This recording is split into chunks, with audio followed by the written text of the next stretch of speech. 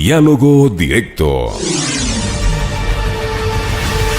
17 horas con 16 minutos, 16 minutos, ya está con nosotros el doctor Augusto Tandazo, experto petrolero, constitucionalista, con quien vamos a dialogar sobre los temas candentes de coyuntura. Y yo decía, Augusto, muy buenas tardes, hace rato al iniciar el noticiero, que este día viernes, aparte de lo nefasto que ha sido todo el régimen, es mucho más nefasto, porque se acaban de anunciar dos medidas o tres, ¿no? Liberalización del precio de los combustibles, liberalización de tasas de interés, se acaba de vetar totalmente el Código de la Salud, aparte de todo lo que ya se ha venido haciendo y lo que se seguirá seguramente haciendo en los próximos días, obedeciendo las disposiciones del FMI. Sobre esa base, ¿cuál sería la lectura del doctor Tandazo para que le escuche el país? Buenas tardes. A ver, son tres temas. Yo a ratos, la verdad, Washington, y hago esfuerzos por entender en qué país vivimos. Hago esfuerzos supremos porque digo, porque la viveza criolla y una cantidad de cosas y la zapada, pero no a ese nivel, un nivel tan burdo. A ver, el Estado, primero el Estado no es una entelequia. El Estado es el paraguas que cubre una organización social derivada de lo que se conoce tradicionalmente como el pacto social, en donde el Estado está allí para ejercer cuatro poderes, que son de control, de regulación, de modalización y de gestionamiento. Dentro de la modalización, el de sanción. Pero tiene que cumplir ese rol, pues. O sea, aquí no es que están botados los arcos. Por ejemplo, hay una actividad bancaria, el Estado tiene que regular las tasas. Por favor. Tiene que regular las tasas. No, o sea, y si no, volvamos a hace 100 años, cuando los bancos emitían papel moneda. Exacto. Claro, o sea, volvemos a la edad de piedra. O sea, el Estado está por cumplir una función. Ese es justamente el recetario neoliberal. ¿Cuál es el recetario neoliberal? Dejar que los agentes del mercado funcionen libremente y hagan lo que les venga a la regalada gana. Es el papel del neoliberalismo. Entonces, estorba el Estado, y si hay gobiernos que facilitan que el Estado estorbe, como es este gobierno, entonces, claro, la ciudadanía se queda totalmente desprotegida. Porque incluso a veces hasta cuando sí regulan tasas de interés, que sí lo han hecho, que igual ha sido más o menos la misma cosa. Voy a poner un ejemplo. Microcrédito, regulada las tasas activas del Banco Central, entre el 19 y el 28% de tasa de interés para el microcrédito. ¿Qué microempresario, qué microemprendimiento puede realizarse con esas tasas de interés? Y peor ahora que de manera ya desfachatada liberan el tema de las tasas de interés.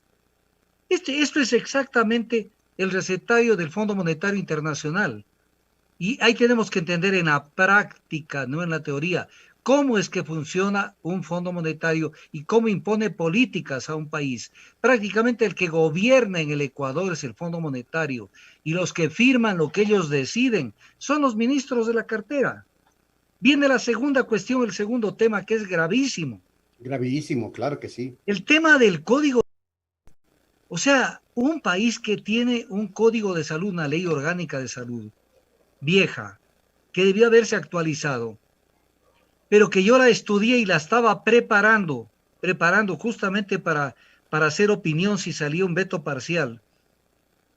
Es una barbaridad de código de salud el que salió y es otra barbaridad que el gobierno lo vete totalmente. Porque para eso existe el veto parcial, pues para corregir los defectos que tiene la ley.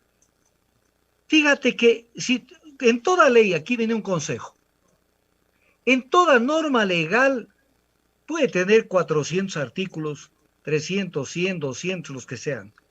Siempre hay que ponerle atención a determinados artículos que son los que marcan, en definitiva, el destino que tiene esa ley. Cuando uno lee el Código Orgánico de Salud que iba a ser supuestamente vetado parcialmente por el presidente y que lo vetó totalmente, y le pegó una patada para que se lo vea después de un año, como que la salud no tuviera importancia en el Ecuador. Ese código comete un error descomunal. El artículo 362 de la Constitución establece de manera expresa que la salud es un servicio público. Desde el momento que dijo que era un servicio público, automáticamente no hay nada que pensar. Se somete al régimen de derecho del servicio público, que es un régimen en el derecho, un régimen específico. Y dentro de ese régimen de derecho, lo básico de ese régimen, entre otras cosas, es que el Estado tiene que fijar precios y tarifas. Y entonces, cuando uno leía el Código de Salud que salió de la Asamblea, no se habla una palabra de que la salud es un servicio público. Y no se desarrolla en la normatividad ese concepto. Entonces, claro, sí hablan en algún momento, porque yo tengo todo el proyecto de Código Orgánico, hablan en algún momento de que el Estado tendrá que, por ejemplo, regular precios de fármacos, pero tiene que regular precios y tarifas de los centros de salud. Voy a poner un ejemplo que lo puse en los medios de comunicación hace poco en unas entrevistas. Una persona ingresó a un medio privado de salud, estuvo 45 días en una UCI, en una unidad de cuidados intensivos, y salió con una factura de $150,000. Eso es latrocinio. Eso es dejar a una familia, vive ventajosamente esa persona, pero igual pudo haber muerto, pero lo dejan en la calle. Entonces el Estado tiene que asumir su responsabilidad. Si es un servicio público, como lo dice la Constitución de Montecristi, artículo 362, tenían que desarrollar esa norma para que se vea cómo es que se van a fijar las tarifas, para protegerlo al ciudadano. No se lo hizo. Y otro tema clave que te quería tocar del tema del Código de Salud. ¿Acaso no acabamos de pasar un problemón que es el tema de la pandemia? Bueno, seguimos en el tema. Claro, y aparte de esto, cuando uno lee el Código de la Salud, lo que le dedican al tema de la salud en materia de pandemia es una cosa pero normal, porque fue redactado este proyecto de código en épocas en que no aparecía el coronavirus, pero ya apareciendo el coronavirus, tenían que mandarse todo un capítulo sobre cómo actuar ante una pandemia, que no es lo mismo que una epidemia. Y en ello regular economía, cómo van a funcionar los centros de salud, cómo se van a hacer requisiciones y una montonera de cosas, el tema de fabricación de fármacos, el tema de vacunas, una cantidad de cosas. No existe para el Código de Salud, no existía una letra en materia de pandemia. Y no había lo básico, que era que le califiquen como servicio público, como ya está calificado en la norma superior que es la Constitución. Y el presidente se la saca de la manera más sencilla al tema, diciendo, le pongo un veto con una cantidad de razonamientos baladíes, le pongo un veto total y con eso no le pongo una coma al código y se fue un año, nos quedamos con una ley muy anterior que no está actualizada. Entonces, es una auténtica barbaridad. Prácticamente, se han botado los arcos en el Ecuador. Y ahora viene el otro tema. Y ahora viene 1158. Sí, señor. Fecha 24 de septiembre. Gravísimo. Que es, a ver, es grave en lo económico. De hecho, es grave en lo económico. Y es una violación a la normativa, pero a lo bestia. Perdóname la palabra, Washington. No, es que es así, es así. Pero es que es a lo bestia, o sea, porque es como que para ellos no existe la Constitución, no existe la ley, no existen las resoluciones de la Corte Constitucional, no existe absolutamente nada. Entonces vamos a analizarles rápidamente el tema. Por favor. En todos los artículos prácticamente es una repetición, pero en el fondo nos dicen que los precios de venta desde el terminal hasta el consumidor final de todos estos artículos, jet fuel, avgas, que es gasolina de aviación, gasolinas, diésel, biocombustibles y sus mezclas. ¿Qué otros más? Se me está cruzando otro. Diésel, gasolinas. También dice gas de uso doméstico. Sí, estoy en orden. biocombustibles y sus mezclas, crudo reducido o residuo, fuel oil, GLP industrial comercial, solventes, absorber oil, asfaltos, diésel, biocombustibles y sus mezclas otra vez en lo que es naviero nacional, fuel oil en naviero nacional, en naviero internacional, diésel, gasolinas, biocombustibles y sus mezclas, en doméstico, gas licuado de propano, gas licuado de petróleo, propano y butano, tanto para uso doméstico, agroindustrial y vehicular, Está porque clarito. también hay vehículos que usan el gas licuado de petróleo, gas natural en lo que es industrial, vehicular, residencial y comercial.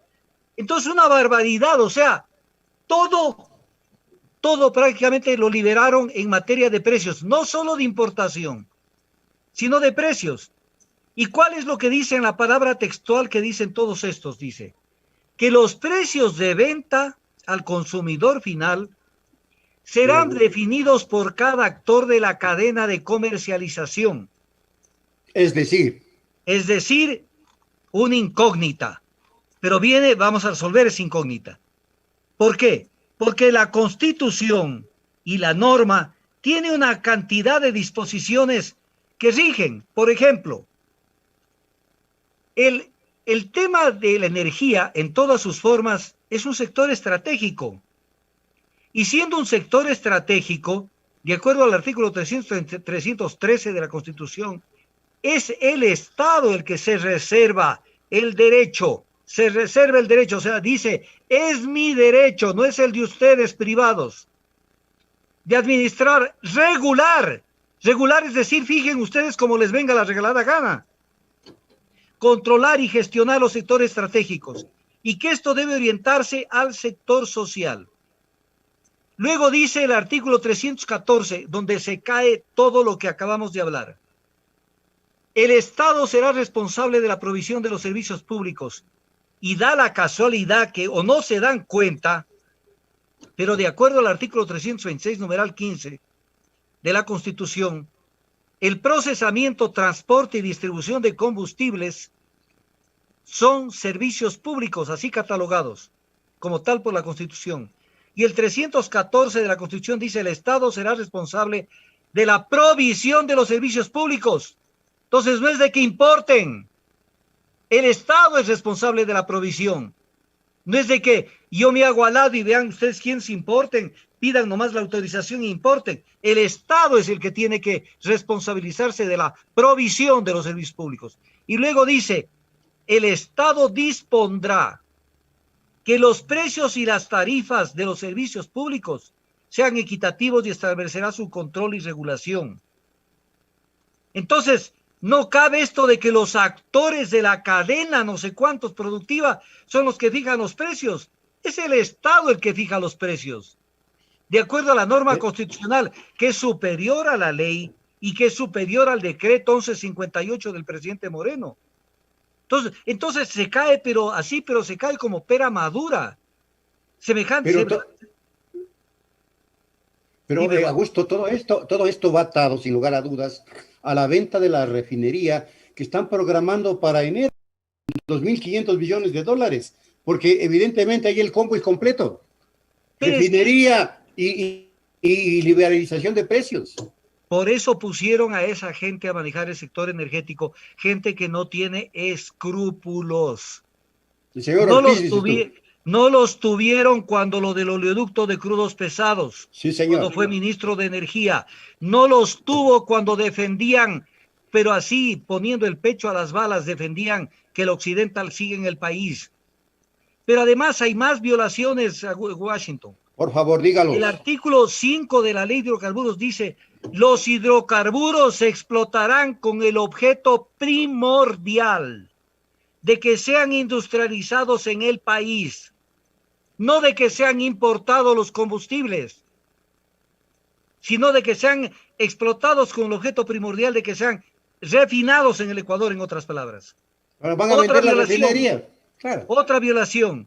Pero viene el tema de la refinería de Esmeraldas y se manda en esa convocatoria que tiene otro tipo de violaciones.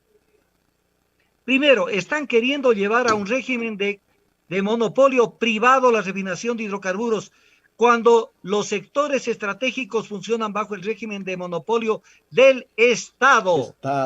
del Estado y solo por excepción alguna pequeña parte podría eventualmente hacérsela. Pero mira lo que dice una sentencia de la Corte Constitucional. Y una sentencia de una Corte Constitucional tiene fuerza de ley. O sea, esto no se lo puede bypassear. Y lo digo para que la gente lo consulte. La sentencia es del 5 de enero del 2012, la sentencia es la 001-12-C-CC, caso 008-10 y C. ¿Qué dice? La delegación para la iniciativa privada, dice, esta delegación es de carácter excepcional, primero dice, y luego dice, dicha excepcionalidad, ya esto es para la refinería del Pacífico, y también para la importación de combustibles. Dicha excepcionalidad debe estar regulada mediante la ley de la materia o de cada sector. Un decreto no es una ley. Entonces, ¿cómo es que convocan a un concesionamiento de la refinería de Esmeraldas en base a un decreto, el decreto 1094, y el concesionamiento de la nueva refinería en base a otro decreto, el decreto 861? ¿Y dónde está la ley, pues, que regula la excepcionalidad? ¿O es que ellos están sobre la ley? ¿O es que ellos pueden hacer lo que les viene la regalada gana? Entonces, es un tema de violación por todo lado respecto de este tema, pero además, un business descarado. ¿Por qué? Porque, por ejemplo, mira tú, la empresa que se va a hacer cargo supuestamente de la refinería de Esmeraldas va a invertir $2.400 millones. Para 30 años. Para 25 años. Para 25 años. 25 años. ¿Y sabes cuánto va a recuperar? Porque ya se dice en la convocatoria que le van a pagar por cada barril procesado $16. Cuando más o menos eso le cuesta al Estado ecuatoriano $7 u $8. Y le van a pagar $18 por cada barril procesado. ¿Sabes cuánto va a sacar en los 25 años? 17,000 y pico de millones de dólares esta compañía, por 2.400 millones que va a invertir. Tremendo. Esto tiene una palabra que no la podemos eludir: robo, latrocinio. O sea, no hay otra palabra. Entonces, ¿qué es lo que creen? ¿Que somos un país de pendejos que tenemos que aguantarnos este tipo de cosas? Pero al parecer, eso creen, porque toman las medidas y las toman. Pone el freno, el estate quieto, Augusto. Pero es que no puede ser eso. O sea, ya es el colmo. O sea, esto no puede ser. Han hecho lo que les viene la regalada gana. Y siguen. Y siguen haciéndolo bajo los lineamientos del Fondo Monetario Internacional. Entonces, van a hacer una inversión, pero aquí viene una cosa que más bien es jocosa, Washington. Dale. Verás, en derecho público, es una norma que uno la aprende desde el primer año de derecho. En derecho público se hace solamente lo que está escrito. Y en derecho privado se hace todo lo que te dé la gana, menos lo que está prohibido.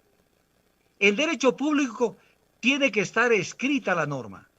Entonces tú dices, ¿dónde existe una norma de cualquier tipo, legal, constitucional, que diga que se podrá hacer una gestión conjunta de un sector estratégico? Y esto es lo que consta en el decreto 1094 sobre las refinerías Esmeraldas, que se autoriza el gestionamiento conjunto entre Petroecuador y la firma. Es más o menos, para que el pueblo me entienda, como que mañana dos personas nos subamos al volante de un carro y le digamos al uno, tú embraga y yo acelero. Y tú manejas a la izquierda y tú mueves a la derecha. O sea, ya la estupidez ya llegó al colmo. ¿Cuál gestionamiento conjunto, pues? ¿Cuál gestionamiento conjunto? Esa figura jurídica no existe. Entonces hacen lo que les da la gana. Mira lo que pasó con la empresa de ferrocarriles del Estado.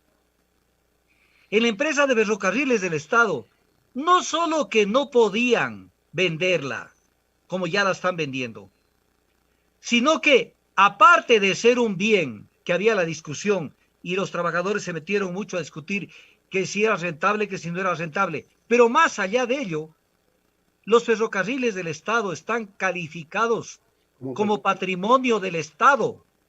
Y al ser un patrimonio del Estado, de acuerdo al artículo 379 de la Constitución y de las resoluciones de la Corte Constitucional sobre la materia, un patrimonio cultural del Estado en manos del Estado no puede ser comercializado. Dice la resolución de la Corte Constitucional que no es sujeto de comercio. Más claro no canta un gallo, o sea, no pueden venderlo y está en venta. Bueno, y va a seguir en venta como Banco del Pacífico, como CNT, como TAME, ya está en venta. Todo. En el tema del Banco del Pacífico se han equivocado algunas personas que han hecho opinión. Y yo con todo respeto les quiero hacer caer en cuenta de la equivocación. Por ahí incluso hubieron unos abogados que incoaron una acción ante la Corte Constitucional, diciendo con toda razón, y todos los seres humanos tenemos que defenderlo al país, que no puede ser que quieran meter una reserva de información sobre el tema del Banco del Pacífico, porque querían que ello se mantenga en reserva 15 años. Y luego aclaró la gente del Banco del Pacífico, Arosemena, que eso sería por 9 meses. Y aquí, Washington, yo aprovecho para aclarar algo. Es que el tema del Banco del Pacífico no es un tema que debemos mirarlo desde la óptica de que si debe haber o no reserva de información. No, esa no es la óptica. La óptica es que el Banco del Pacífico no se lo puede vender por norma constitucional, porque por norma constitucional las instituciones del sector financiero tienen que ser públicas, privadas y del sector comunitario. Entonces, si se vende el Banco del Pacífico, ¿cuál es el banco que queda en manos del Estado para atención directa al público? Ninguno, pues. Primer lugar. Y en segundo lugar, mira lo que declara Roberto Dunn, presidente de la Corporación Financiera Nacional, sobre el Banco del Pacífico. Dice el banco, estoy leyendo textualmente lo que él dice: el Banco del Pacífico es uno de los pocos casos de éxito. Se ha manejado profesionalmente en este periodo. Y si es un caso de éxito, ¿por qué lo vendes? ¿Por qué lo vendes? Mismo que CNT. Claro, ¿por qué lo venden? Lo mismo que CNT. ¿Por qué lo venden? ¿Por qué venden aquello que es patrimonio del Estado, aquello que le genera renta, aquello que protege incluso el empleo de los ecuatorianos? ¿Por qué lo venden? Entonces uno dice, bueno, ¿dónde estamos? ¿Dónde estamos? O sea, definitivamente se entronizó en el Ecuador el Fondo Monetario Internacional. Y entonces incluso mira cómo es esto. La valoración del Banco del Pacífico, ¿sabes quién la está haciendo? El Bank of America. O sea, entre ellos mismos. Tremendo. O sea, es que esto es ya repugnante. Es como lo de Goldman Sachs. Es como lo que comentaba yo el otro día, que cayeron el riesgo país. Oye, Washington. Oye, sí. Washington. O sea, primero le ponen el riesgo país por las nubes, ¿no es cierto? Para que vaya subiendo y se vuelva una cuestión inmanejable. Y cuando ya lo tienen por las nubes, entonces la gente se preocupa, porque dependiendo del monto, del puntaje de riesgo país, te aplican tasas de interés. Entonces te apretan, te ahorcan, te apretan el cuello. Y cuando ya cedes, van bajando la presión en el puntaje de riesgo país. Y hoy estamos a nivel de más o menos septiembre del año pasado. ¿Por qué? Porque ya te bajaste los pantalones. Claro, porque ya les diste lo que hizo el Fondo Monetario. Te entregaste entero, se diría. O sea, entonces, esto no puede ser. Y los que califican el riesgo país, que dicho de paso que sirve para poder a la gente también darle insumos para que analice. Los que califican el riesgo país son los mismos prestamistas. Goldman Sachs, Standard Poor's, JP Morgan. O sea, no sean sinvergüenzas. Si ustedes son prestamistas y a la vez califican el riesgo, y lo suben cuando quieren para que nosotros nos bajemos los pantalones y para darnos créditos con tasas de interés altas, que incluso a Goldman Sachs y a Credit Suisse le pagamos créditos en 2021 y 2022, cuando que esos créditos no se vencían hace 4 meses en plena pandemia. Augusto, el tiempo se nos agota. ¿Recuerdas tú una situación similar en la historia política y económica del país. ¿Acaso la crisis del 99? Pero ni siquiera ahí he visto yo tanto entreguismo como en los actuales momentos, Augusto. No sé qué comentario tengas. Mira, yo no recuerdo, es que ya se han, bueno, es que también hay un tema. Nunca como antes, aunque sí lo han hecho antes, pero nunca Pero como no lo han antes, logrado. nunca como antes hemos tenido los medios de comunicación absolutamente silenciados. Y todo a favor de ellos. Te voy a poner un ejemplo que es un tema solo para Sí, una sola sí. entrevista. No dicen ni pío de la sentencia de la Corte de Justicia de La Haya, que confirmó el fallo arbitral en contra del Ecuador y que le liberó a la Chevron de que no haga la remediación ambiental y que además nos van a clavar una indemnización que la Chevron está pidiendo de 2.000 millones de dólares por haberle hecho pasar un susto con ese tema. Qué ¿Dónde está tremendo. un medio de comunicación que eso lo ponga por lo menos en algo, aunque sea en una parte pequeña del medio? Entonces, no nos queda más remedio. Yo lo vengo diciendo desde hace tiempos. Esto no se resuelve con acciones, con recursos, porque está captado todo el sistema judicial y constitucional. Esto se Y resuelve los con un medios. pueblo que en algún momento, como alguna vez dijo un líder político mundial, porque esta humanidad ha dicho basta y ha echado a andar. Ya es hora de decirles, ya basta, no somos tan giles como para seguirles aguantando esta vaina. Lo mismo pasa con la refinería del Pacífico, donde hacen barbaridades de cosas y no han hecho absolutamente nada. Tienen, mira, Washington, tienen los informes desde hace desde diciembre del 2018. Tienen los informes casi 2 años de las empresas que les presentaron un estudio de las 5 obras emblemáticas que han hecho de allí para acá. Nada. Nada. Tienes el otro tema antes de que culminemos. El tema de que les están pagando a OCP Limitada tarifas de transporte de crudo superiores a las que debe cobrar OCP. Pero aquí también viene el tema. Yo escuché una entrevista, incluso en Radio Pichincha, con un personaje que lo invitaron. Y el tipo se fue del tema. ¿Por qué? Porque las tarifas las tiene que fijar el Estado, no la empresa privada. Es un servicio público. El transporte de hidrocarburos, primero. Y segundo, mira lo que dijo el entrevistado. Con esto termino. Dijo, pero va a haber una discusión jurídica, legal, sobre estos montos que si pagan y no pagan, en donde se impuso el ministro Ortiz diciendo que paguen. Por eso la salida de Pablo Flores, gerente de Petroecuador. Y entonces viene el tema, que si pagan o no pagan. ¿Y sabes qué contestó el entrevistado? Dijo, no creo que lleguen a ningún lío, porque la empresa debe querer mantener unas buenas relaciones porque ya se vence el contrato con OCP y han de querer quedarse con el contrato para seguir gestionando el oleoducto. Washington, ese contrato fenece el 2023 y tiene que revertir al Estado por norma legal y por el contrato, lo que dice el contrato, sin costo alguno, sin que el Estado pague la mitad de un centavo al Estado ecuatoriano. Pero ya están comenzando a hacer el trabajo, creando incidentes para después decir, negociemos. ¿Negociemos qué? Te largas de la casa. Eso quiso la Texaco cuando se le venció el contrato. Quería quedarse. Y en el gobierno de Borja le dijeron, no señor, hasta aquí. Y se fue. En el caso del oleoducto, el Ecuador tiene que tener los ojos abiertos.